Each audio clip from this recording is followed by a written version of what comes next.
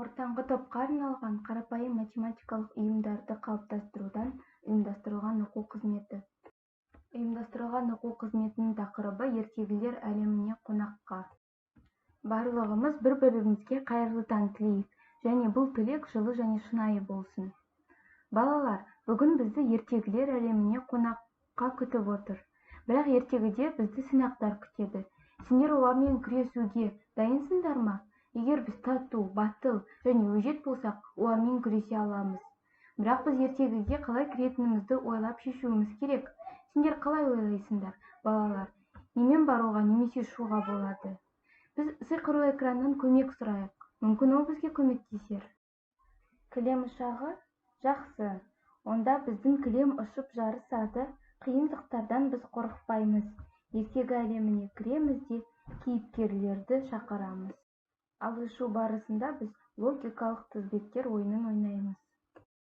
Балалар, 3 топтың қайсысын ортасында, сол жақта немесе оң жақта орналасқан бос ұяшыққа салу керек.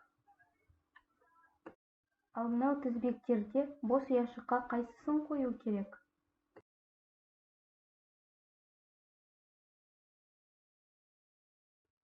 Дұрыс, балалар, жарайсыңдар.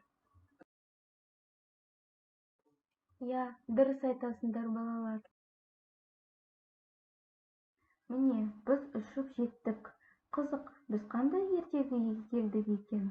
Балалар, сендер менің жұмбағымды тапсаңдар, онда сендер қандай ертегіге келгенімізді білесіңдер. Аленушка қарындастан құстар бауырын алып кетті. Олар жоғары ұшады. Олар алысқа қарайды. Бұл қандай ертегі? Дұрыс, қаздар аққулар Аленушканың інісін ұрлап алып кетіпті. Біз Аленушкаға інісін табуға көмектесеміз бе? Ой, мынау алма ағашы ғой. Алма ағашы бізге Мыстан кемпірдің үйін табуға көмектеседі. Бірақ біз ол үшін оның алмаларын санауға көмектесуіміз керек. Оның қасында қанша қызыл және қанша жасыл алма бар? Дұрыс. Онда 5 қызыл және 4 жасыл алма бар. Ал қандай алма көбірек? Қандай алма азырақ?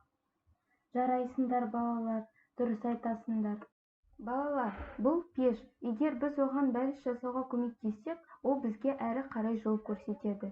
Барлығымыз бірге қайталаймыз. Жалғыз саусақ тіпті де, ұстай алмас жіпті де, 2 саусақ бірікті, ине қолға ілікті. 3 саусағым орамды, жүгіртеді қаламды.